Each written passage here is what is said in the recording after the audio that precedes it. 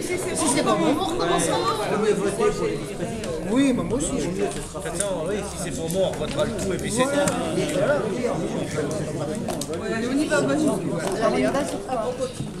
Alors, bon, est-ce que excusez-moi, alors bah non, mais pas forcément le résultat. Si c'est validé, il faudra tout refaire. Oui, voilà. Donc le résultat au troisième tour, Pascal Moreau, 12 voix. Donc élu, Daniel Tremblay, 11 voix. Donc la présidence est attribuée à Pascal Moreau, de la communauté de communes des Val-de-Gartan-Pétros. C'est bien. Et on aurait préféré que ça se passe de façon un peu plus sereine. Bon, on va attendre le résultat de... C'est serein, mais... Disons, donc voilà, en tout cas je vous remercie. C'est absolument pas, il se reproduit exactement le scénario qui s'est produit en 2008 pour l'élection de René Barré. Et lorsqu'il y a eu l'élection du président en 2008, où donc René Barré était le président sortant, et avec Bernard Doury, nous avons eu un remake de ce qui s'est passé en 2008. Par rapport à l'incertitude du devenir de nos petits territoires ruraux, donc l'élection est terminée pour l'instant. Moi, en ce qui me concerne, j'ai l'impression de vivre... J'ai quand même vécu beaucoup d'émotions en peu de temps, puisque je suis maire depuis 3 jours et que je me retrouve donc à la tête, à la présidence de cette communauté de communes. Soyez certains que je mesure pleinement le niveau de responsabilité qui m'incombe. Un petit mot pour Pascal, il n'y a pas d'ambiguïté, rassurez-vous.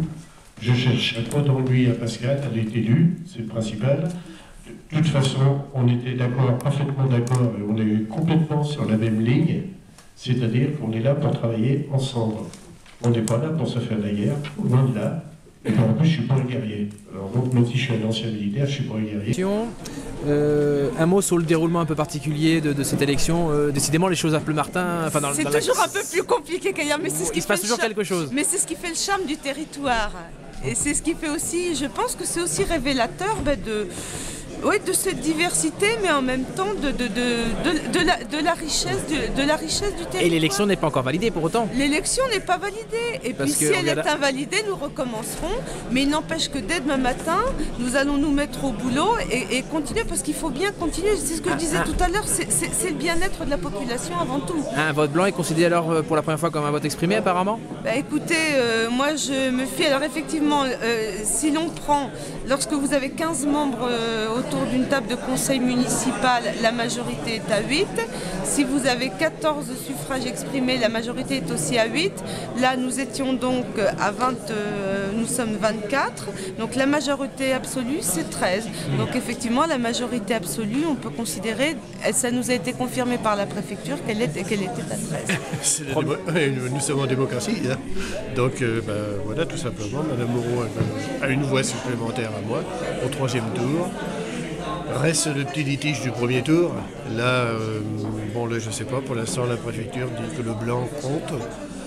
Donc nous verrons bien si la préfecture valide ou ne valide pas les élections. Ça serait une première, le blanc qui est considéré comme un suffrage exprimé?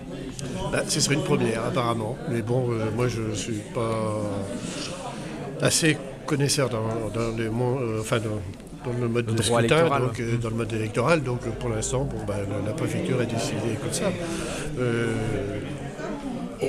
C'est pour ça que pour l'instant, on va attendre tout simplement des nouvelles de la préfecture. Autre petit litige, puisque vous avez employé le mot, comment expliquer cette personne, ce changement de voix entre le premier tour et le second et le 3e tour? Aucune idée. Aucune idée? Aucune idée. C'est quelqu'un qui a eu besoin d'un tour pour réfléchir, qui a fait une erreur?